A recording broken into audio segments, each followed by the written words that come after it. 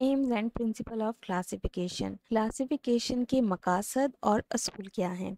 The main aim and objective of classification are to determine similarities and differences between organism. Organism के दरमियान उनकी एक जैसी और उनकी मुख्तलिफ खसूसियात को डिटरमाइन किया जा सके, पहचाना जा सके। To arrange organism on the basis of similarities and differences.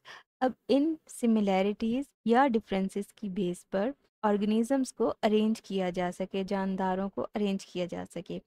Identify the organism to study them systematically. अब आपने अरेंज कर लिया है, अब आप इनकी शिनाख्त कर सकते हैं जानदारों की, और इनको सिस्टमेटिकली जान सकते हैं। To find out evolutionary relationship among organism.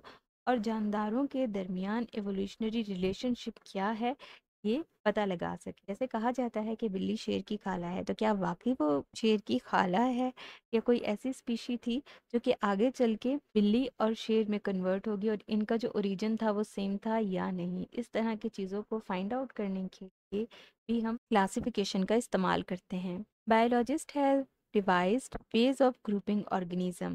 The grouping of organism is called classification. Organisms को यानी जानदारों के बायोलॉजिस्ट ने मुख्तलिफ ग्रुप्स बनाए, और इन जानदारों की ग्रुपिंग को क्लासिफिकेशन कहा जाता है, जबकि इस साइंस को टेक्सोनोमी कहा जाता है। टेक्सोनोमी वो ब्रांच है बायोलॉजी की जिसमें आप जानदारों की शनाख्त करते हैं, उनको आइडेंटिफाई करते हैं और उनके नाम रखते हैं। Suppose you are asked to classify the living organism on your surrounding, what criteria would you use to classify the organism. फर्ज करें कि आपसे कहा जाए कि आपके इर्द गिर्द जितने भी जानदार हैं आप उनको क्लासिफाई करें, तो आप कोई ना कोई ऐसा क्राइटेरिया इस्तेमाल करोगे जिसमें आप उनको ग्रुप्स में डिवाइड कर सको। तो वो जो डिवीजन होगी या ग्रुपिंग होगी वो आपकी क्लासिफिकेशन कहलाए। The scientific study of diversity of organism and their evolutionary relationship is called systematic. जानदारों के इकसाम और उनका evolution से क्या ताल्लुक है, ये systematic कहलाता है। Basis of classification of living organism. The classification of organism is based on the similarities in them.